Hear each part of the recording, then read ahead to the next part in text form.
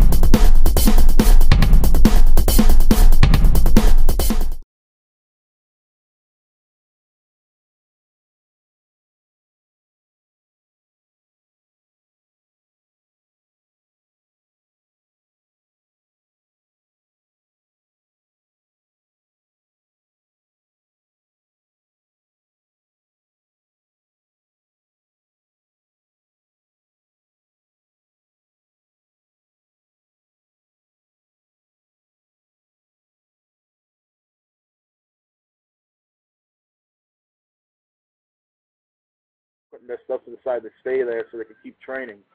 And by the time they moved their bags from like one side of the gym to the other, the match was over. They were like, "That's it." I was like, "Yeah." I was like, "Wait, all we heard was boom, boom, and 1, 2, 3, and that was that."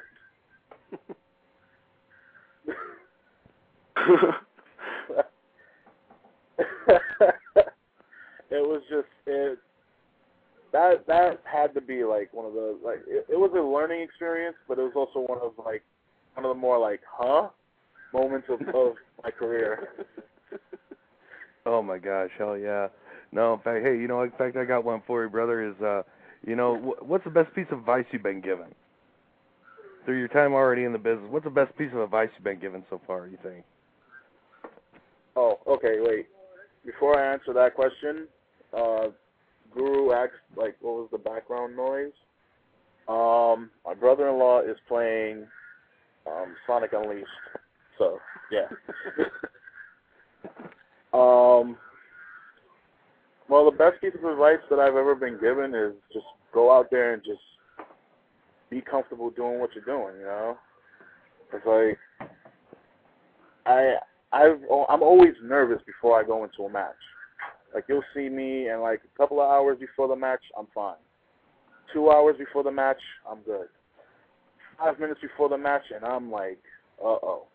I'm bouncing around, I'm walking around, I'm on my feet. So, my trainer was just go out there, do what you know how to do what you do best. Just go out there, don't even, you're supposed to picture the crowd, you're supposed to, because they're there to watch you. Right. But when you go out there and you go to work, just look at it like a training session. Look at it like you're in the gym. But realize you cannot mess up because you're in a match. Right. Definitely. Wow, that's very good, brother. That's very Who good. do you feel your best match has been against so far in your career? My best match?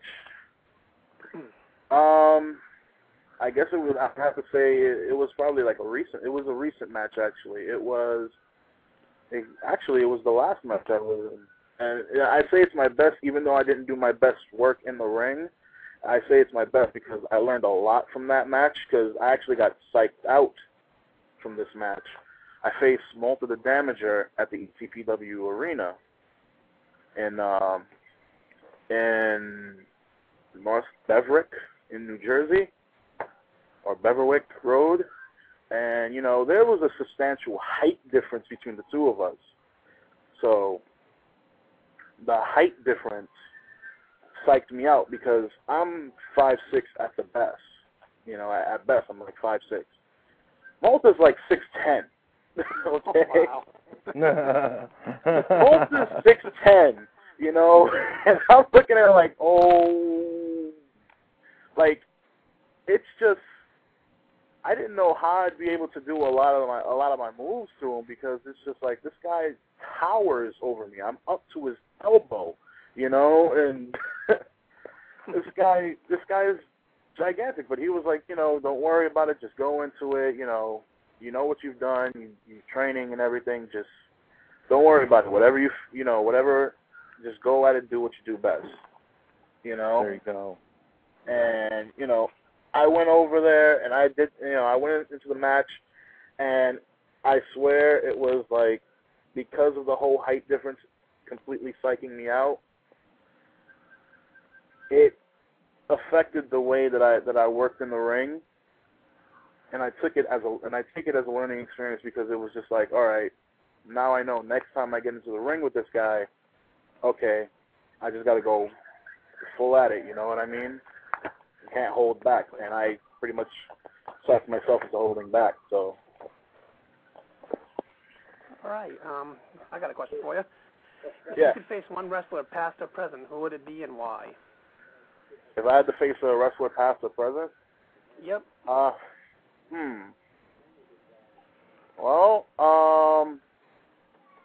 if I could face someone, I'd probably want to face Bruiser Brody. Come on. There you go. Heck yeah. I'd want to face Brody because he's a wild wrestler. I can be a wild wrestler at times. It would be a freaking stiff match. I love it. It'd be aggressive, it'd be violent, and it'd be something that the fans would want to watch. It'd be something that the fans would love to see. Even though I know I'd probably be the one jobbing out, but still. Well, even speaking of that, Necro, in fact, because we've been talking a little bit about it tonight, and that's what really leads me to this question here for you. Is I don't doubt you got something probably be able to feed in with this, brother.